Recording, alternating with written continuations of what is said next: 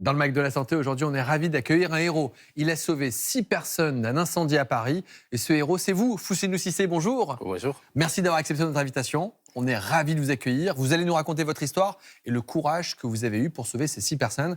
Et ça commence maintenant.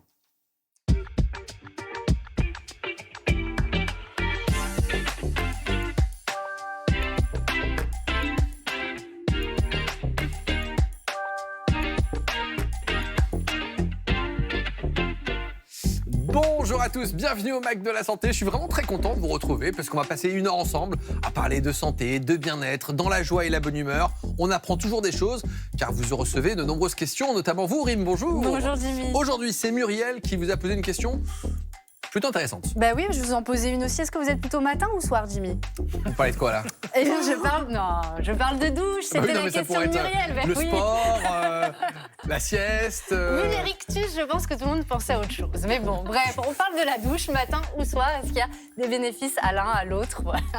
Docteur Fabien Farge, bonjour. Bonjour. Vous êtes du matin ou du soir?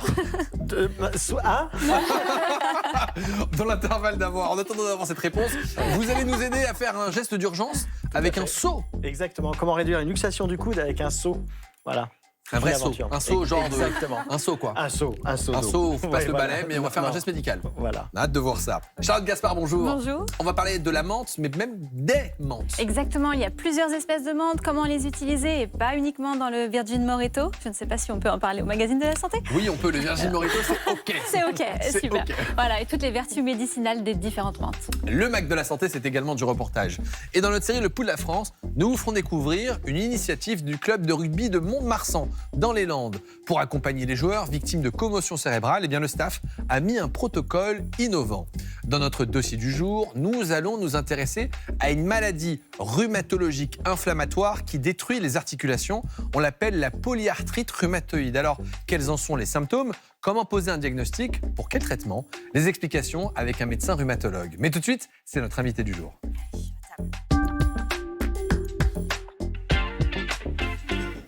Et aujourd'hui, on reçoit un homme qui a fait preuve d'un courage incroyable. Le 4 juillet 2025, lors d'un incendie à Paris, il a sauvé 6 personnes, dont 4 enfants, à 20 mètres du vide. On peut dire très clairement que c'est un héros, et ce héros, c'est vous. Fousseynou Cissé, bonjour. Oui, bonjour. Merci d'avoir accepté notre invitation, on est ravis de vous accueillir. On va revenir sur ce jour-là. Vous êtes chez vous, il y a un incendie dans l'immeuble, et à ce moment-là, qu'est-ce que vous voyez de votre fenêtre, vous? Ouais, merci beaucoup pour l'invitation. Donc, ce jour, c'était un vendredi 4 juillet 2025. Et là, je voyais de par ma fenêtre une fumée épaisse. Et là, j'ai senti une odeur de brûlé. Et c'est par la suite que j'ai regardé de par la fenêtre au portail. J'avais vu beaucoup de gens qui étaient déjà dehors. Et par la suite, je suis automatiquement qu'il y avait incendie. Et là, j'ai toqué la porte du voisin pour les prévenir afin qu'on puisse descendre. Et je l'ai trouvé à l'intérieur et je suis rentré. Et quand je suis rentré, j'ai vu le voisin en face de l'incendie. Comme lui, il était en face, donc moi, je suis venu brusquement, j'ai vu l'action, de par sa fenêtre, quoi. Et après, lui, il doutait à y aller, donc il ne pouvait pas, donc il avait peur. Et Vous, moi, vous n'avez pas eu peur du tout. Et justement, on a les images parce que ça a été filmé notamment et diffusé sur les réseaux sociaux. On regarde tout de suite cet acte théorique. Il y a quelqu'un qui va récupérer le bébé là. Voilà, c'est le voisin juste à côté. C'est bon, il a le bébé dans les bras, Au nom de Dieu, qu'est-ce qui se passe? Ils sont au 6e étage. Là, ils vont faire sortir les garçons. Oui. Oh, il y avait un autre bébé encore. Il y a 2 bébés? Il y avait 2 bébés. Lui, il doit avoir 1 an, je pense. Fousseynou, là, vous êtes à 20 mètres du vide, sur une petite rambarde en zinc. Il y a vraiment le vide. Vous prenez les 2 premiers bébés. Vous n'êtes pas posé de questions là, à ce moment-là? Vous n'êtes pas dit ça peut être dangereux, j'ai peur? Qu'est-ce qui se passe dans votre tête à ce moment-là? ouais, mais après, quand j'étais rentré dans la chambre du voisin, je lui ai vu en face de l'action. Voilà, donc il y avait une fenêtre où les gens ils étaient bloqués, il était bloqué. Et après, moi, je n'ai pas posé de questions, donc je sautais tout de suite, tout en sachant que là où j'étais, donc c'était un endroit très dangereux. C'est une espèce de cornice, une paroi. Qui est très fine. Hein. Voilà, si vous glissez, vous tombez, vous mourrez. Voilà, très fine. Je ne sais pas si c'est une zinc ou Voilà, donc après, je me suis trouvé dans cette situation-là pour le seul but de les sauver, de les sortir voilà, donc, de cette situation-là. Vous n'êtes pas posé de questions? Vous n'êtes pas dit ah, ça peut être dangereux la situation? Et non seulement il y a un incendie, il y a le feu, vous êtes chez le voisin et vous montez sur la corniche à 20 mètres du vide. Vous n'avez pas. Oui, mais après, moi, ce qui m'a poussé à sauter, c'était les enfants, les bébés, qui m'ont poussé. Donc après, c'est l'instinct aussi qui m'a poussé à le faire. Voilà, donc tout en ça. Vous avez des enfants? Oui, j'ai un enfant, oui. D'accord. Quel âge il a? Il a 2 ans. 3 ans. 3 ans. Et quand vous revoyez aujourd'hui ces images, ça vous fait quoi? Oui, mais après, c'est vrai qu'après avoir réalisé cette action-là, moi-même, en regardant ces images-là, donc j'ai su la gravité donc, et le danger, puisque ça pouvait passer autrement, quoi. Donc, Bah oui, surtout que vous commencez par sauver les 2 bébés, des nourrissons, puis ensuite, il y a 2 jeunes enfants que vous sauvez, et ensuite, il y a les 2 parents. Ça semble très très long. Ça a duré combien de temps? Oui, mais après, tout, ça n'a pas duré longtemps, parce qu'il y avait le voisin aussi qui réceptionnait, donc il jouait le rôle de récepteur. Après, moi, donc, je l'ai passé. Après, c'est lui qui réceptionnait, donc c'est ça qui a permis que c'est allé très vite. Donc, en tout... Mais c'est vous qui prenez les risques? C'est vous qui preniez les risques? Oui, c'est moi qui avais pris les risques, bien sûr. Mais en tout, ça n'a pas duré 3 minutes. C'est une question bête. Mais ces voisins, vous les connaissiez? C'était des amis? Oui, mais après, c'est deux immeubles qui sont côte à côte. Donc, moi, j'habite dans l'autre immeuble et il y a un autre immeuble qui était collé. Donc, du coup, c'est des voisins que je voyais tout le temps comme ça. On se rencontrait souvent à la maison, à l'entrée, au portail, mais on ne se connaissait pas. Ouais. Depuis, vous êtes devenus un peu plus proches? Ou vous les avez revus depuis? Oui, mais après cet incendie-là, donc tout le monde est déménagé. Donc, du coup, après, il était relogé autre part. Moi aussi, pareillement. Donc, mais on reste en contact. Ouais. La scène a été filmée et diffusée sur les réseaux sociaux. Quel écho ça a eu par la suite? Les gens vous ont beaucoup parlé, parce qu'on en a beaucoup parlé sur les réseaux sociaux. On est venu vous voir. Vous avez compris l'ampleur de votre geste, du héros que vous étiez en train de devenir? Oui, mais après, moi, en faisant cette action-là, donc, je n'avais pas pensé que j'étais filmé. Il y avait une fille qui était d'une autre immeuble, donc qui avait pris les images. Donc c'est par la suite, à 2h du matin, que je défilais sur TikTok, que je me suis vu moi-même, quoi. Donc, après, je me suis vu moi-même comme tout le monde. Voilà. Donc j'ai découvert ça sur TikTok. Et après, les choses sont allées très vite. Oui, parce qu'à la suite de cet acte héroïque, vous avez reçu plusieurs distinctions. Le 10 juillet 2025, vous avez reçu la médaille Grand Vermeil de la ville de Paris, remise par la maire de l'époque, Anne Hidalgo. C'est la plus haute distinction de Paris. Le 13 juillet, médaille d'or pour acte de courage et de dévouement, remis par le préfet de police à l'époque, qui est devenu ministre de l'Intérieur actuellement, Laurent Nunez. Et puis, vous avez été invité au défilé du 14 juillet par Emmanuel Macron. On vous voit sur ces images. Là, qu'est-ce que vous vous dites quand le président vous salue? Oui, mais après que les images ont été diffusées, donc du coup, ça a pris une propagande. Après, les autorités tout de suite, ils ont compris que l'acte a été grandiose. Donc, ils m'ont contacté. Monsieur le Président m'a contacté au téléphone avant de m'inviter pour me dire si je suis dans les parois. Donc, il m'invite à venir assister au défilé. Mais vous, qu'est-ce que vous ressentez quand vous avez ces distinctions et que vous avez le président de la République française qui, du coup, vous salue et vous... Je ne sais pas qu'est-ce qu'il vous dit, d'ailleurs. Oui, mais après, c'est un sentiment de fierté, de soulagement. Bon, et puis, une honoration. Donc, j'étais honoré, quoi. Donc, du coup, par toute une nation.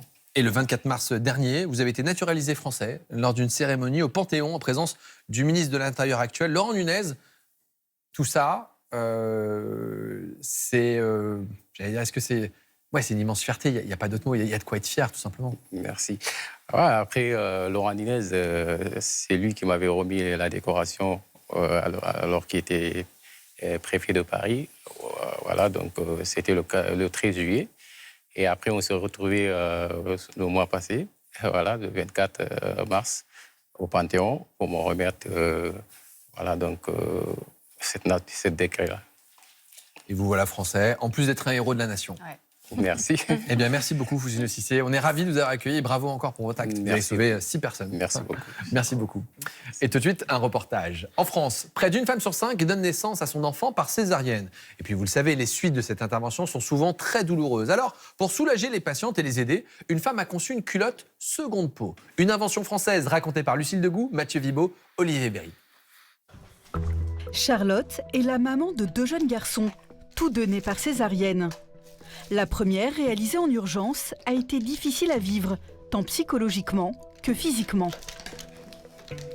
Au bout de, je sais pas, peut-être de 1 heure, j'ai senti que ça me brûlait vraiment fort au niveau de la cicatrice, qui était comprimée. J'avais des douleurs horribles au bas-ventre. Enfin, vraiment, ça a été difficile à gérer, donc je mettais des poches de glace. En fait, j'avais l'impression d'avoir les agrafes, j'avais l'impression d'être comme un collant qui allait filer. J'avais l'impression que ma peau, elle allait s'ouvrir et ça tirait beaucoup. Et du coup, j'y allais vraiment doucement. J'ai encore la sensation de me dire « Waouh, faut que je fasse le deuil de mon corps, quoi. » Ça ressemble à une grosse mutilation, quoi. La césarienne est une intervention chirurgicale qui consiste à inciser l'abdomen et l'utérus pour sortir le bébé. Pour son 2e accouchement, Charlotte doit à nouveau subir une césarienne, cette fois-ci programmée. Alors elle se prépare, notamment en achetant cette culotte, qui agit comme une seconde peau. J'ai tout de suite mis cette culotte que j'avais achetée. Et en fait, contrairement à au premier accouchement, j'ai jamais eu les mêmes douleurs. Ça me permettait vraiment d'avoir le ventre bien compressé. Et je me souviens, je l'ai mise tous les jours à la maternité. Une culotte qui maintient le ventre, protège la cicatrice et atténue la douleur. Une innovation dans le monde de la lingerie que l'on doit à Audrey Bouillet. Elle aussi a vécu une césarienne et l'absence de solution proposée aux femmes. J'ai fait comme tout le monde, je suis allée dans les magasins qu'on connaît pour trouver une culotte pour me soulager. En fait, ça m'a mis en colère. Et c'est la colère qui m'a fait créer l'entreprise, parce que j'ai trouvé que c'était injuste, j'ai trouvé que c'était mal connaître les femmes et que c'était les laisser à l'abandon. Audrey quitte son emploi dans l'industrie de la défense et s'engage pour la santé des femmes en créant cette culotte. Bonjour Charlotte. Bonjour. Est-ce qu'on peut tester la résistance entre la matière de lingerie classique et la nôtre qu'on a choisie pour nos produits? Bien sûr. Matière, coupe, un savoir-faire français unique, dont Audrey garde précieusement le secret. Donc on voit qu'une matière classique utilisée en lingerie s'est rétractée. On voit qu'elle a roulé à l'intérieur. Vous voyez que le bandeau est complètement déformé. Alors que la matière que nous avons choisie, qui est une matière française, n'a pas bougé. On voit que la largeur est conservée. Et on voit que la matière a résisté au test de force et donc à sa capacité à soulager les femmes dans la durée. Une qualité qui a un coût, entre 80 et 109 € la culotte. Pour garantir son efficacité, Audrey s'est entourée d'experts du textile et de professionnels de santé. Cette kinésithérapeute, spécialisée dans la périnatalité, recommande le port de cette lingerie à ses patientes. Ce que j'ai constaté chez mes patientes, c'est que pour des cicatrices qui commençaient à devenir un peu plus inflammatoires, donc des rougeurs plus importantes, des adhérences que l'on sentait aussi lors du massage, j'ai remarqué qu'avec la culotte, lorsqu'elle la porte régulièrement, la cicatrice quand même a un aspect beaucoup moins inflammatoire. Donc concrètement, il y a quand même une action de fait sur la cicatrisation elle-même. En complément de massage de la cicatrice, cette culotte peut être portée de quelques semaines à plusieurs mois après une césarienne. Elle peut aussi être utilisée en cas de déchirure du périnée ou pour soulager des douleurs de règles. Dans quelques instants, dans notre dossier du jour, nous répondrons à toutes vos questions autour de la polyarthrite rhumatoïde, une maladie rhumatologique très douloureuse. Nous serons avec le professeur Bruno Fautrel. Il est médecin rhumatologue. Dans notre série Le Pouls de la France, nous irons dans les Landes, dans un club de rugby qui accompagne les joueurs victimes de commotion cérébrale. Si un jour, vous vous faites une luxation du coude, eh bien sachez qu'il est possible de réduire cette luxation avec un simple seau. C'est la chronique du docteur Fabien Farge. Nous parlerons de la menthe et de ses vertus potentielles sur la santé, mais validées scientifiquement, avec Charlotte Gaspard, qui nous parlera de la menthe, mais d'un point de vue, je viens de le dire, médicalement validé. Mais bon, ce sera de la science. Nous répondrons à la question de Muriel, une téléspectatrice, qui aimerait savoir s'il vaut mieux prendre la douche le soir ou le matin. Alors c'est vrai qu'on a chacun nos petites habitudes, mais Rim a une réponse toute tranchée. Il est temps justement de retrouver nos chroniqueurs.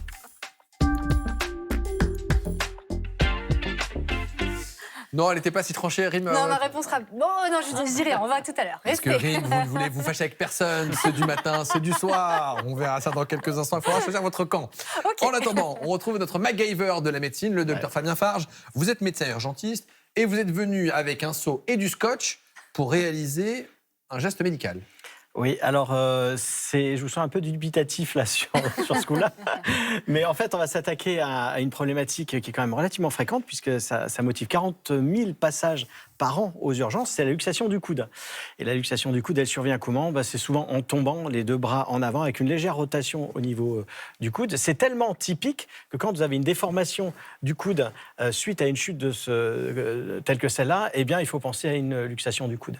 Alors, ce qu'il faut savoir, c'est qu'il y a plusieurs sports qui peuvent générer ça, les sports de contact ou les sports où on tombe, donc le vélo, le football, le rugby, le surf aussi. Puis il y a des sports extrêmement dangereux comme la descente de ces escaliers à la maison ou bien le simple fait de passer un trottoir. Voilà. Est-ce que vous pouvez nous montrer ce qu'il se passe justement en cas de luxation ? Ça nous permettra de comprendre comment la réduire avec un seau. Exactement. Alors, donc voilà une patte avant. Hein. Vous avez le coude qui est ici, vous avez l'humérus qui est en arrière et les deux os de l'avant-bras. Et ici, on a ce qu'on touche ici, hein, le coude, c'est ce qu'on appelle l'olecrane. Et c'est vraiment une forme de cuillère et c'est ça qui va passer en arrière et qui va se luxer. Voilà. Et il est important de réduire cette luxation parce qu'il y a des éléments nobles qui passent au niveau du coude. Oui, exactement. C'est ce qu'on voit sur ce schéma-là. En jaune, on a les nerfs. En rouge, on a les vaisseaux sanguins. Les nerfs, quand ils sont comprimés, il peut y avoir des conséquences. Ces conséquences, ça va être quoi ? Des fourmillements dans les deux derniers doigts. Ça va être le fait de ne pas pouvoir relever la main. On a une main tombante ou l'impossibilité à les serrer. Et puis au niveau vasculaire, donc c'est une artère qui s'appelle l'artère brachiale, l'artère du bras, pas très compliqué comme nom. Voilà. Et cette artère brachiale, quand elle est comprimée, c'est exactement comme avoir un garrot. Eh bien, le sang ne place plus, on n'a plus de pouls, la main est froide et elle est douloureuse. D'où les complications et le geste d'urgence que vous allez nous montrer. Exactement. Comment réduire une luxation de coude avec un simple seau. Et nous sommes ravis d'avoir un cobaye volontaire. Valérian, bonjour. Enchanté, bonjour. Valérian, tu vas venir t'allonger, c'est ce que vous demanderez à votre victime. Donc Valérian qui a la gentillesse d'avoir une luxation du coude aujourd'hui. Alors c'est important de savoir faire ça parce qu'on a 6 heures pour agir. Au-delà de 6 heures, les séquelles sont permanentes, hein, qu'on a décrit tout à l'heure. Donc on met la victime sur le ventre, voilà. On met le bras à 90 degrés et on laisse tomber l'avant-bras. D'accord ? Ça, c'est la position idéale. Ensuite, il va falloir donner donc un seau à la victime. Donc, Valérian, tu serres bien là. Et on va scotcher. Alors, pourquoi est-ce qu'on va scotcher la main au seau ? Parce qu'il faut éviter que la victime ne serre le seau. En serrant le seau, on fait une contraction au niveau des muscles et ça va empêcher la réduction de la luxation. Donc, on va empaqueter tout ça, voilà. Donc, c'est absolument pas douloureux. Donc, il faut bien serrer, que la victime n'ait pas besoin, elle, de serrer sa main. Et une fois que vous avez fait ça, qu'on a bien serré, ce qu'il faut faire... Ah, si j'ai des ciseaux... Voilà, non, c'est bon, c'est parfait. Eh bien, à ce moment-là, on prend de l'eau et on va verser l'eau tout doucement. Parce que là, l'urgence, c'est de faire tranquillement, d'accord ? Et c'est le poids qui va tirer progressivement sur l'avant-bras pour pouvoir ensuite réduire. Donc, pas plus vite que ça. On y va tout doucement. Et puis, vous y allez progressivement. Et à un moment, vous verrez... Il va y avoir un petit craquement, c'est que un petit claquement. Qui entend le craquement ? C'est vous ? Il le sent ? Il devrait le sentir ? Tout le monde l'entend. Hein. Lui, il le sent déjà parce que pour le patient, la douleur va disparaître comme par magie. C'est extrêmement brutal. Par la simple gravité avec le poids de l'eau. Exactement. C'est juste ça. Alors, vous pouvez aider un petit peu. C'est juste en appuyant juste comme ça avec 2 doigts dessus, mais vraiment tout doucement, et ça va revenir en position. Et ça marche vraiment très très bien. C'est comme ça que je fais moi. Donc simplement un seau. Alors, si la luxation, on arrive à la réduire, une fois que c'est terminé, on est censé faire quoi ? Parce qu'on se dit ça y est, c'est bon, le coude est replacé, mais prudence. Ouais. Alors, il faut faire très attention parce que les gens sont tellement contents qu'ils ont tendance à se lever rapidement. Hein. Donc, il faut d'abord se lever, encore une fois, tranquillement. On s'assied, on tient toujours le coude à 90 degrés. Et pas comme mon premier patient qui a eu la bonne idée, tellement il était content, de se lever en poussant les 2 bras et qui s'est reluxé dans la foulée le coude, vraiment. Donc on va aux urgences. Et vous avez déjà réduit des luxations avec ça, avec un seau ? Complètement, oui. Et pas forcément... comment dire ? Ça marche pour de vrai ? Ah oui, mais complètement. Moi, c'est une méthode que je fais tout seul et qui marche très bien. Et elle est indolore, très douce et qui nécessite peu de manipulation. Bon, ça marche très bien. Question bête, mais comment on est certain qu'il n'y a pas de fracture ? Parce qu'on se dit, s'il y a une fracture, la luxation peut difficilement passer à côté, normalement ? Oui, voilà, c'est ça. La déformation, en fait, c'est toujours là. Ce qui est vraiment important, c'est la chute, la notion de chute. Il Vraiment, quand quelqu'un qui va tomber les 2 bras en avant et qui vous dit après j'ai une déformation du coude, c'est une luxation du coude jusqu'à preuve du contraire. Et donc vous disiez Voilà. à la fin, on va quoi qu'il arrive aux urgences, même si c'est réduit. On va aux urgences, c'est vraiment la chose à faire. Et puis moi, je garde quand même une petite remarque qui me semble importante, c'est qu'il arrive quand même parfois que ce soit l'eau qui vous permette de continuer à lever le coude. Méditez là-dessus. Ben merci pour cette jolie phrase de méditation. Et merci Valérian. Tout va bien? Avec plaisir, c'est très bien. Il a été très doux. Hein. Ah, très. Il est génial, C'était Fabien. super en tout cas. Bah, bravo pour votre prestation. Vos parents peuvent être fiers de vous. Et tout de suite, on retrouve le docteur Charlotte Gaspard.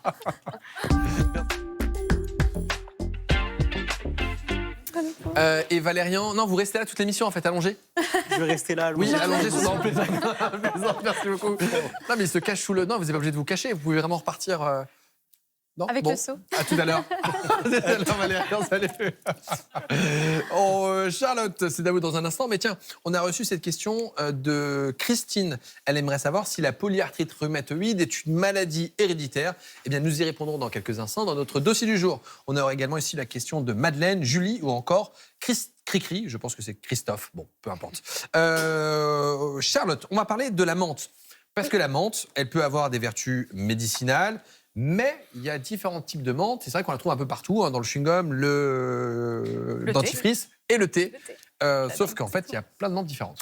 Et oui, et parmi les dizaines d'espèces de menthe qui existent, on va en évoquer 2 aujourd'hui. Mentha arvensis, qui est la menthe des champs, qui est riche d'un passé antique, traditionnel. Et puis la menthe poivrée, qui, elle, est reconnue pour ses vertus par la pharmacopée européenne et dont l'huile essentielle est reconnue et validée par l'Agence européenne du médicament. Donc c'est un peu comme la belle et la bête. On va dire que la menthe poivrée, elle est délicate et raffinée. Et la menthe des champs est un peu plus brute, un peu plus rustique. Et on va commencer par la menthe des champs. La menthe des champs, c'est la menthe des chemins, c'est la menthe sauvage. Elle était déjà utilisée du temps des Romains et c'est Pline l'Ancien qui nous raconte qu'ils en faisaient des couronnes de menthe pour lutter contre la fameuse gueule de bois. Donc on rappelle que la consommation d'alcool n'est pas recommandée, en tout cas au magazine de la santé.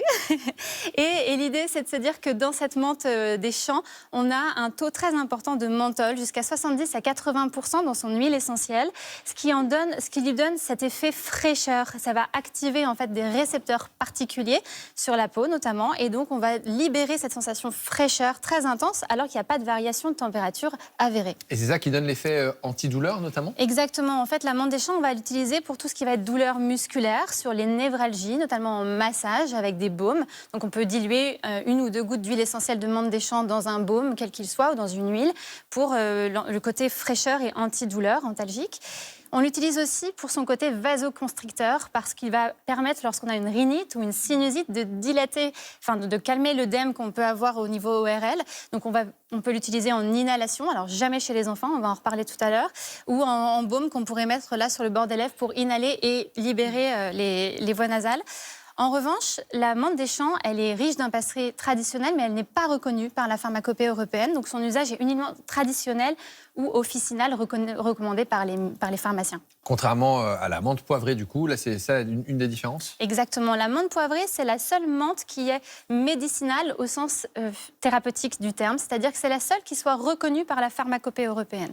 On la reconnaît pour quelles indications? Notamment pour les troubles digestifs et ceux liés au fameux syndrome de l'intestin irritable. Donc, lorsqu'on est gêné pour digérer, la menthe poivrée, elle est vraiment excellente pour ça. Si on fait un petit point botanique, c'est un hybride qui a été découvert au XVIIe siècle en Angleterre, donc c'est beaucoup plus récent sur un plan historique.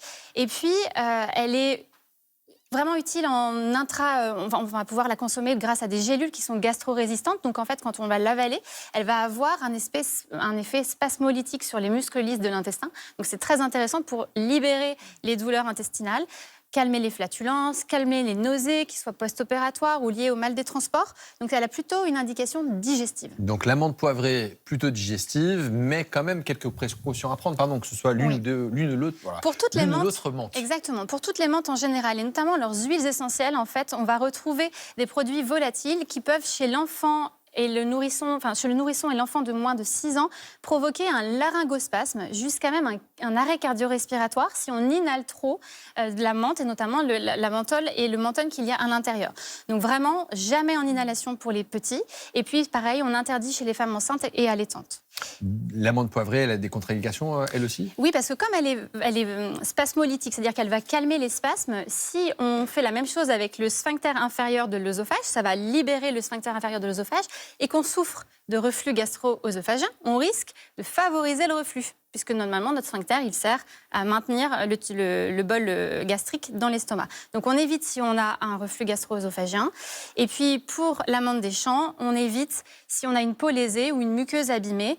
Dans les deux cas, on fait attention aussi au niveau des yeux, parce que ça vous est peut-être déjà arrivé. On utilise parfois l'amande poivrée pour les migraines, parce que pour son côté fraîcheur aussi.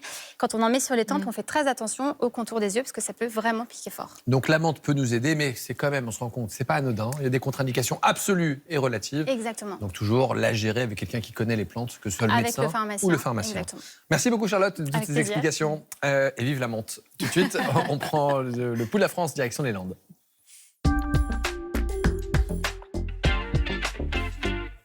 Les Landes, une terre de rugby. Depuis quelques années, plusieurs joueurs ont témoigné être atteints de graves séquelles à cause de commotions cérébrales. Le club de Mont-de-Marsan a mis en place un protocole pour accompagner ces joueurs blessés. Reportage Elsa Téton, Benoît Lordelot, Stéphane Joviado.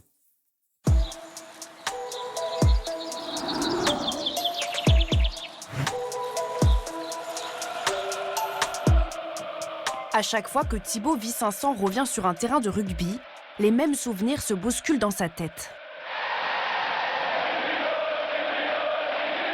Des souvenirs heureux, mais aussi des moments plus douloureux. C'était en demi-finale de championnat de France, et donc je devais avoir 18 ans, où j'ai joué tout le match sous commotion. C'est-à-dire que je jouais, mais à toutes les actions, je posais des questions. Où on est, qu'est-ce qu'on fait, contre qui on joue. Enfin, c'était constamment, en fait j'étais perdu, mais ce qui était étrange, c'est que mon corps continuait à agir. Ces symptômes, typiques d'une commotion cérébrale, Thibaut les connaît bien. Pendant ses 10 années de carrière, le rugbyman professionnel enchaîne les chocs violents. Progressivement, son état de santé se dégrade et son cerveau ne peut plus encaisser. Dès que je prenais un coup mal placé, que ce soit au niveau de la mâchoire ou des tempes, je tombais raide et je perdais connaissance. À 28 ans, le neurologue de la Ligue professionnelle de rugby juge qu'il ne peut plus continuer à jouer dans ces conditions. Tout s'écroule pour Thibaut, il est contraint de stopper sa carrière. Quand tout s'arrête, en fait, c'est de l'incompréhension, c'est beaucoup de regrets. Enfin, encore aujourd'hui, ça m'arrive de rêver de matchs de rugby que je suis en train de jouer. Enfin, c'est quand la saison recommence et que là, nous, on n'y est plus. Et là, c'est la prise de conscience réellement que c'est terminé. Si Thibaut doit s'éloigner des terrains, c'est que son cerveau est endommagé. À chaque commotion, il se cogne contre sa boîte crânienne. Les axones, les câbles qui transmettent les informations produites par les neurones, s'effilochent et s'abîment comme sur cette image, ce qui peut provoquer de sévères troubles cognitifs. Un enjeu dans les Landes, où le rugby est l'un des sports les plus pratiqués. Le club professionnel de Mont-de-Marsan a décidé de ne pas laisser cette problématique sur la touche. Allez, c'est parti. Passe. Ouais. Plaquage. Parfait. Aurélien a été victime d'une commotion cérébrale il y a 4 mois. Le bleu, main droite, le rouge, main gauche, le vert, comme tu veux. En plus d'un repos forcé pendant 12 jours, il doit suivre ce protocole innovant afin de retrouver ses capacités cognitives. Le joueur doit associer le plus rapidement possible chaque couleur à une action de rugby. L'objectif, c'est de stimuler le cerveau et de pouvoir faire agir plusieurs zones du cerveau en même temps. Une zone dédiée à la coordination, à la motricité, une zone dédiée à la stratégie parce qu'il y a une stratégie à repérer, à l'organisation spatio-temporelle par rapport à ce qui vient sur les pods, et puis aussi de générer des réponses sans se tromper, quoi. Donc de faire les bons choix au bon moment. Parfait. On arrive à voir l'évolution assez vite. Les premières fois où je le faisais, quand j'étais commotionné, j'étais plus lent et je me fatiguais peut-être un peu plus vite, et tandis qu'à la fin, j'exécutais beaucoup plus vite les exercices demandés. Le niveau de difficulté peut alors augmenter. Aurélien doit attraper un ballon tout en suivant du regard ses balles, qui se déplacent à toute vitesse. 2, 6, 7, 4. Cet exercice permet de savoir si le joueur a retrouvé les capacités cognitives suffisantes pour retourner sur le terrain sans danger. Parfait. Le risque, c'est que potentiellement, il ne puisse pas faire le crochet au bon moment, qu'il ne puisse pas capter le ballon au bon moment, qu'il percute un mec parce qu'il ne l'a pas vu, et que de nouveau, il reprenne un choc. Le tout, c'est de retourner sur le terrain en ayant un maximum de sécurité possible. De retour à l'entraînement, la prévention des commotions reste au cœur des exercices. Chaque semaine, les joueurs travaillent les placements lors des actions à risque, comme les plaquages ou les mêlées. Sur les mêlées, on va répéter justement le fait de s'allonger quand on va tomber pour éviter vraiment cet impact dur. Sur la partie du plaquage, c'est vraiment au moment de l'impact. On met la tête de l'autre côté et on essaye de placer épaules et jambes du même côté pour être vraiment en sécurité. Donc on va le répéter sur des tapis. Il va y avoir 10-15 plaquages d'affilée où on va vraiment répéter le geste. Au-delà de ce club landais, tout le milieu du rugby prend peu à peu conscience du danger. Chaque saison, environ 300 commotions cérébrales sont dénombrées au niveau professionnel. Et tout de suite, c'est Rim qui répond à toutes vos questions.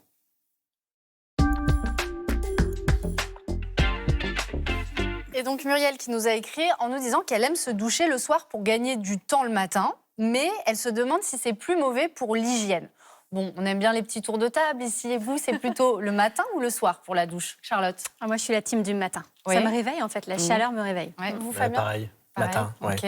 Vous, Jimmy? Moi, ça dépend ce que j'ai fait la veille. Oui. Parce que si on Est-ce que vous allez faire dans la journée? Exactement. Si on fait du sport en fin de journée, plutôt la douche le soir. Moi, plutôt du soir. Ok, très bien. Bon, bah c'est bien. On a les deux écoles. Moi, je suis plus du matin parce que ça me réveille aussi. Alors, on va regarder parce qu'en fait, les deux. Non, on va commencer par les avantages donc du matin. Déjà, vous le disiez, Charlotte, eh bien, ça réveille. Ça fait un réveil efficace. Ça aide à émerger. Ça donne aussi une sensation de fraîcheur.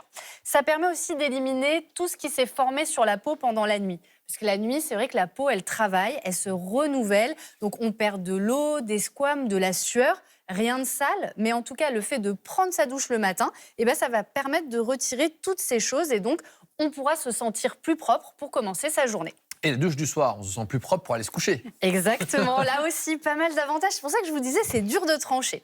D'un point de vue dermatologique, cela dit, celle-ci serait un petit peu plus intéressante parce que tout comme la nuit, pendant la journée, on a tout le processus de la peau, mais en plus, on a les résidus de l'environnement extérieur, poussière, pollution, allergènes. Donc tout ce à quoi on a été exposé la journée, et ça peut boucher les pores. Donc se doucher le soir, ça va permettre à la peau de mieux se renouveler. Et ça a aussi un effet relaxant. Il y a des personnes qui vont d'ailleurs prendre leur douche quasiment juste avant de dormir. Ça les aide à aller se coucher plus vite. Et puis, ça va éviter aussi de déposer les saletés sur les draps. Et notamment pour les allergiques, c'est vrai qu'on leur conseille de prendre la douche avant d'aller au lit pour ne pas ramener tous les allergènes dans leurs draps. Alors, on pourrait être tenté, tel que vous le dites, de faire la douche et le matin et le soir pour combiner les deux avantages. Mais attention. Ouais, exactement. Là, par contre, se doucher 2 fois par jour, c'est un petit peu trop pour la peau, même si c'est tentant. Déjà parce que ça va décaper la peau et ça va être un peu contre-productif. Ça va plutôt la déshydrater. En tout cas, que ce soit matin ou soir, le mieux, c'est de favoriser des douches pas trop longues, assez courtes. Oui, pas trop longues, assez courtes, c'est synonyme. Et pas trop chaudes, je voulais dire. Alors, un petit quiz pour terminer. À votre avis, quel est le pays où on se douche le plus ? Le pays où on se douche le plus. Oh là là, c'est pas évident ça. C'est évident. Oui, c'est ce que j'allais dire. Nordique. Norvège. Ils sont pas loin, les pays nordiques. Les Anglais? Non. C'est en Amérique latine. C'est pas vrai. Si. Au Brésil? Non. Exactement. Sérieux, les Oui, Brésiliens? ce sont les Brésiliens. Ils sont donc à 2 douches par jour. Là-bas, c'est quasiment la norme. C'était très chaud et l'humidité, la chaleur. Oui, et puis pour eux, aller par exemple se coucher sans se doucher, c'est pas très propre, mais en même temps le matin non plus. Donc il y a un peu cette tradition, 2 douches par jour, donc il serait à 14 douches par semaine. Alors que nous en France, on est à 6. Donc en gros, on s'accorde tous un jour de joker. Vous en avez, vous, un jour de joker? Un jour de joker? Non, ça c'est pas possible. Non, jamais, même le dimanche? Non, mais il y a un jour de flemme, mais c'est exceptionnel. Quand on est malade, par exemple, on n'a pas trop envie. Ah, d'accord. Moi, je suis pas le dimanche, des fois. Bon. Allez, ok, je sors. Non, j'avais une petite question pour Fabien, j'étais curieuse. Parce que vous partez souvent faire des aventures au long cours. J'imagine que vous n'avez pas toujours une douche à disposition. Oui, c'est quoi le plus long que vous ne vous êtes pas douché? Je pense de mémoire, ça va être à Madagascar. On traversait Madagascar en VTT avec mon papa. Et on a dû faire 10-15 jours sans se laver. Et on dormait dans des duvets qui étaient tellement sales que dedans, on avait l'impression que c'était du savon. Voilà, je m'arrête là. C'est atroce, cette anecdote. C'était ça. Désolé. Madagascar, avec le papa, le savon, là, ça va pas du tout. Ça a dû être la meilleure douche de votre vie après. Moi, ça va avec un joker par semaine. Rim, vous êtes bien tranquille. Merci, Rim, de toutes ces précisions et cette confidence.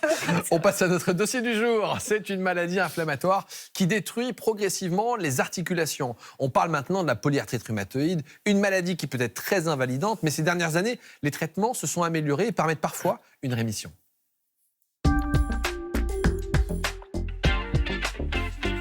Et nous sommes ravis d'accueillir le professeur Bruno Fautrel. Bonjour professeur. Bonjour. Vous êtes rhumatologue à l'hôpital de la Pitié-Salpêtrière, c'est la PHP et c'est à Paris.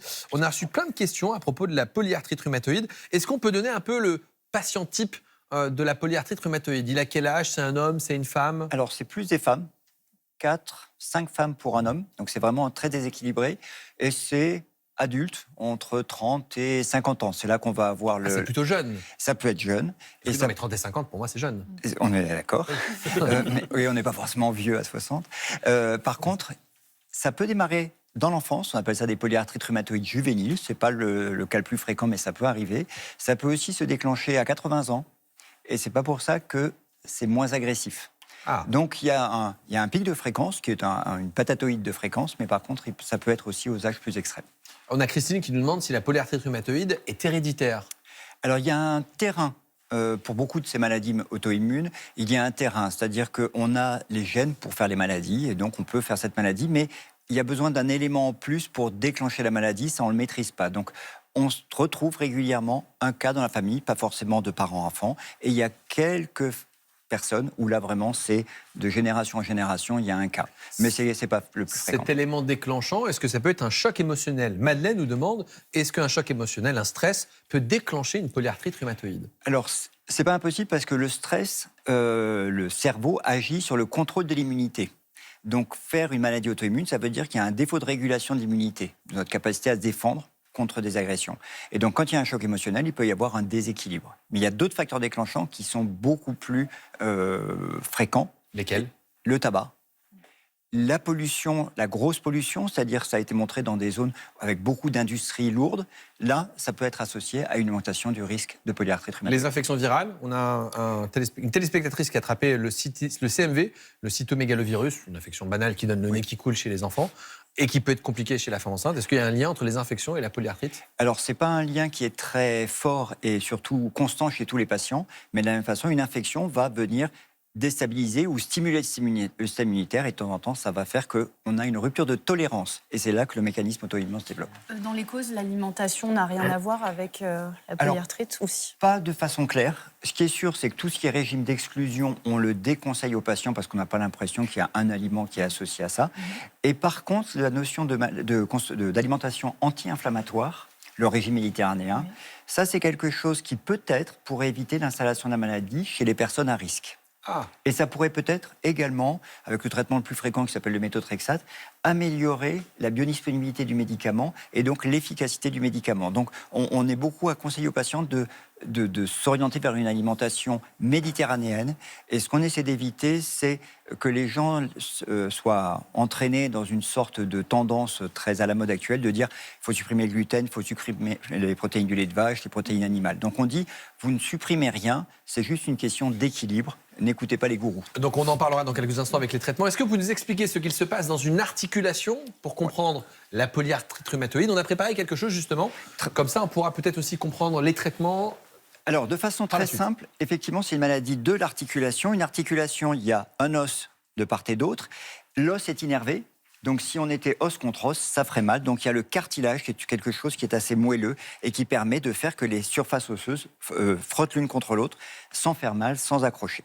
Et puis, il y a un liquide à l'intérieur, le liquide synovial. C'est comme un lubrifiant dans l'articulation qui est produit par cette petite membrane bleue tout autour, qui est la membrane synoviale. La polyarthrite rhumatoïde, c'est une maladie de cette membrane qui devient comme cela, donc très épaissi, très inflammatoire, un peu comme si on se brûlait, donc la peau va se boursoufler. Et bien c'est ça qui se passe dans l'articulation, et ça va sécréter des protéines pro-inflammatoires, donc qui créent de l'inflammation, et qui va venir abîmer le cartilage, vous le voyez, il est tout abîmé, l'os également, et faire des trous dans l'os, et donc forcément l'articulation fonctionne moins bien, se déforme, et c'est ça la polyarthrite rhumatoïde. Et à un stade avancé, on a ce genre de radiographie. On a ce genre de choses qu'on espère, qu'on voit de moins en moins, et qu'on espère voir de moins en moins, où on voit, par exemple, ici, vous voyez qu'il y a des petits trous dans l'os. Normalement, ça devrait être à peu près comme ça. Il manque de l'os. Ça a été comme croqué. C'est simplement que la membrane synoviale est venue éroder, un peu comme de la lave, l'articulation. Puis vous voyez aussi, quand ça évolue, ce type de choses, c'est-à-dire une désaxation des articulations. Et ça, vraiment, c'est ce qu'il faut absolument éviter avec les traitements. On a Julie qui nous dit, tiens, mais comment on fait pour faire le diagnostic de la polyarthrite rhumatoïde quand la prise de sang est normale? Est-ce qu'on peut rappeler comment on pose le diagnostic assez simplement? Alors, pour les patients, ils viennent consulter parce qu'il y a des douleurs dans les articulations. Très fréquemment, les mains sont les articulations qui sont les premières touchées, des fois les pieds également, qui réveillent la nuit, qui font que le matin, on met du temps pour se dérouiller. Ce n'est pas les 4-5 minutes parce qu'on a besoin de s'étirer le matin, c'est vraiment une demi-heure, 3/4 d'heure, 1 heure pour arriver à retrouver un fonctionnement normal de ses mains. Donc ça, des douleurs qu'on dit inflammatoires. Deuxième élément, ça gonfle. Chez les femmes, une question qu'on leur pose, parce que des fois ça évolue par poussée, donc il peut y avoir une poussée, puis ça se calme un petit peu. Est-ce que vous avez été obligé d'enlever vos bijoux? Ce qui est un très bon signe pour dire que les mains ont gonflé. Et puis après, donc il y a d'autres signes qu'on va pouvoir mettre en évidence à l'examen clinique. Dans la prise de sang, il peut y avoir de l'inflammation. On a des marqueurs, la CRP, c'est celui qui est souvent utilisé, qui peut être augmenté, mais pas toujours. Et puis il y a ces auto-anticorps, des anticorps qui se retournent contre des composants de l'organisme, et c'est cela qui signe la polyarthrite rhumatoïde.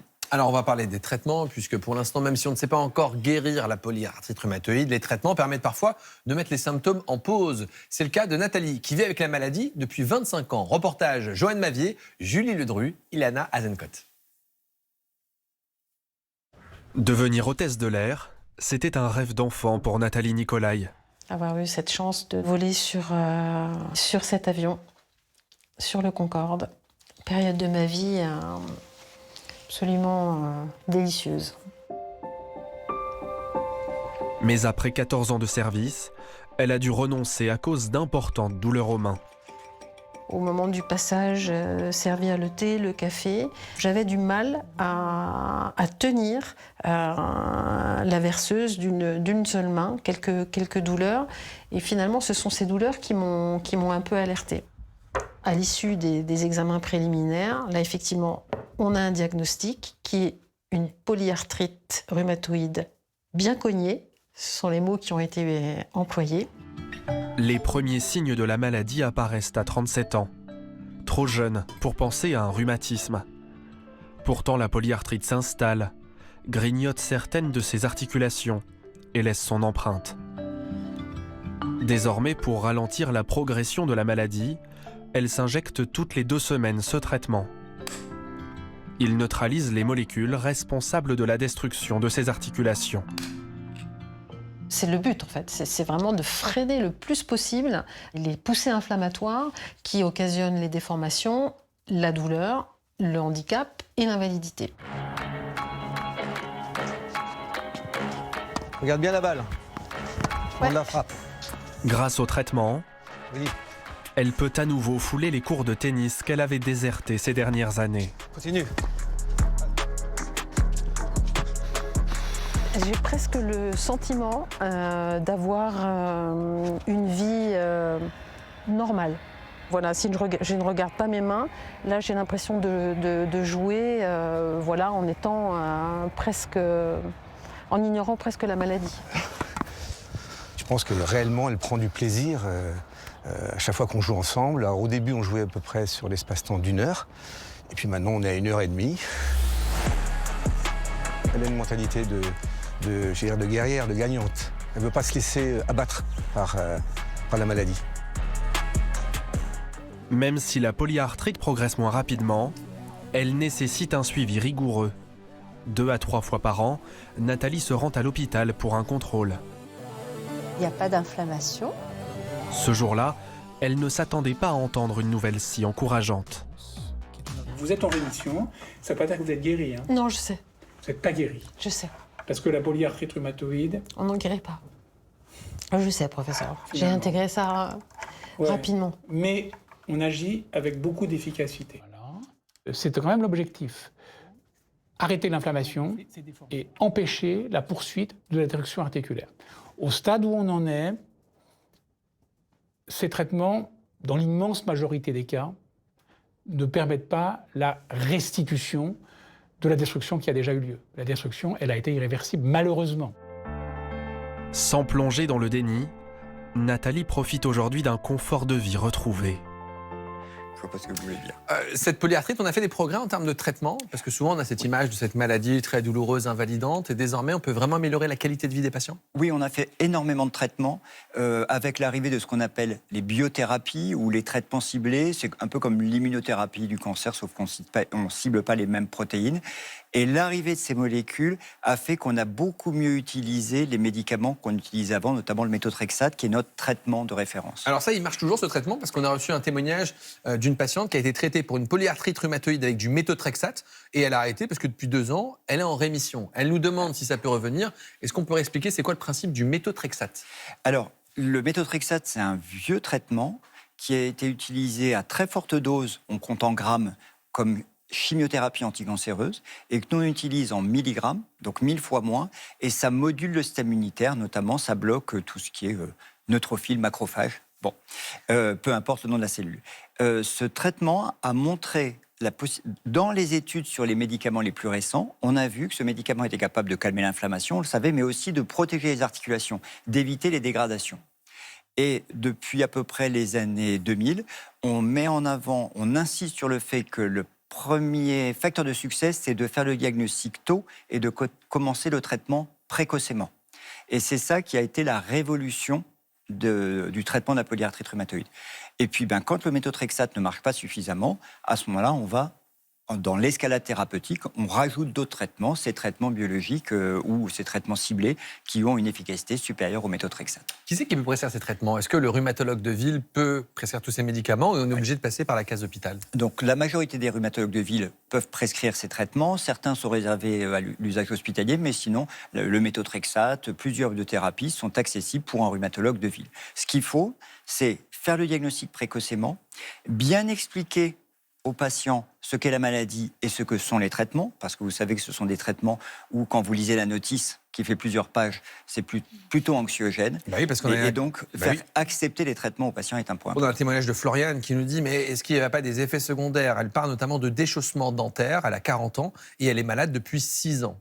Alors, ces traitements peuvent avoir des effets indésirables, indiscutablement. Ça peut perturber des fois la prise de sang, les globules blancs, les enzymes hépatiques, des choses comme ça. Ça se surveille. Et honnêtement, il peut y avoir des accidents. Et de temps en temps, on est obligé d'arrêter parce qu'il y a un problème de tolérance. Mais c'est des traitements qui sont faciles à gérer. Après, il y a un risque qui peut survenir, c'est un risque infectieux.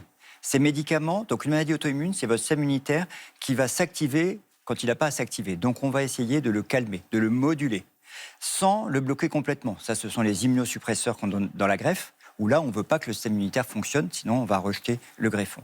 Donc il faut arriver à trouver le bon dosage pour contrôler le système immunitaire sans bloquer toutes les capacités de se défendre. Et donc, il peut y avoir une petite augmentation du risque infectieux. Pour les dents, on sait que d'avoir une mauvaise qualité de gencive, une mauvaise hygiène buccale peut favoriser le développement des anticorps de la polyarthrite rhumatoïde. Donc, en gros, ça a quelque chose à voir avec la maladie. Avec les traitements, c'est pas très clair. Charlotte Gaspard, si on a des douleurs articulaires, est-ce qu'il y a des plantes qui peuvent nous aider? Alors, on ne va pas traiter la polyarthrite rhumatoïde avec, mais est-ce qu'il y a des choses qui peuvent apaiser? Oui, alors il y a des plantes, il y a l'acupuncture aussi, et ça fonctionne plutôt bien pour justement aider à réguler le système immunitaire.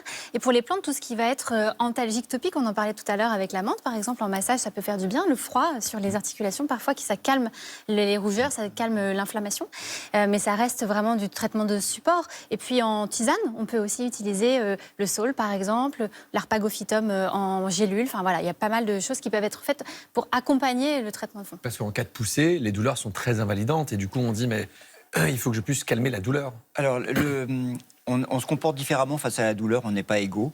Donc il y a des personnes où la douleur est vraiment l'élément le plus important. Il y a des personnes qui finalement arrivent à gérer la douleur. Par contre, ce qui est sûr, c'est que quand c'est gonflé, on perd sa dextérité. On lâche les objets, on ne va pas pouvoir faire ce qu'on... Ou alors, au lieu de commencer sa journée à 8h, on va la commencer à 11h, le temps que tout ça soit réchauffé. On a reçu des questions à propos de l'alimentation. On a Jacqueline, elle nous dit être malade depuis 10 ans et elle nous demande s'il faut éviter certains aliments. Vous en parliez tout à l'heure, comme les produits laitiers ou encore les tomates. Alors, Pour nous, non, il n'y a rien à exclure. On insiste vraiment là-dessus parce qu'il y a des entreprises vraiment à des fins lucratives qui vont profiter de ces régimes d'exclusion. Il n'y a rien besoin d'exclure. C'est juste une question d'équilibre. Si on ne mange que des féculents, c'est pas un régime méditerranéen. Ouais. Il faut qu'il y ait des fibres. Il faut qu'on peut, même avec un traitement comme le méthotrexate qui peut avoir de temps en temps une toxicité sur le foie, on peut boire de l'alcool. Avec modération. On est toujours à proposer plutôt le vin rouge parce qu'il y a un effet antioxydant plutôt que la bière ou le whisky, peut-être moins fréquent, mais la bière ça peut être fréquent, qui sont plus chargés en sucre et qui n'ont pas cette capacité antioxydante. Plutôt le poisson, plutôt la viande blanche, mais si on doit manger du porc ou de la viande rouge, c'est pas une contre-indication. Donc vraiment, c'est pas d'exclusion. Ça répond à la question de Dominique qui demande quel type de régime alimentaire conseiller. C'est le régime type méditerranéen dont on parle très régulièrement. On a une question à propos des compléments alimentaires. Est-ce qu'il est recommandé de prendre des compléments alimentaires pour une patiente qui est traitée depuis 3 ans pour une polyarthrite rhumatoïde? Alors, nous, on les recommande peu. Ça pose pas de problème. C'est plus chacun qui peut juger en fonction de ce que va dire, je sais pas, le pharmacien. Donc, de temps en temps, on se dit, on va peut-être manquer un peu de vitamines, on en prend. Mais honnêtement, pas d'injonction médicale sur ce côté-là. On n'a pas parlé d'une chose, c'est l'activité physique. Oui, vous avez raison.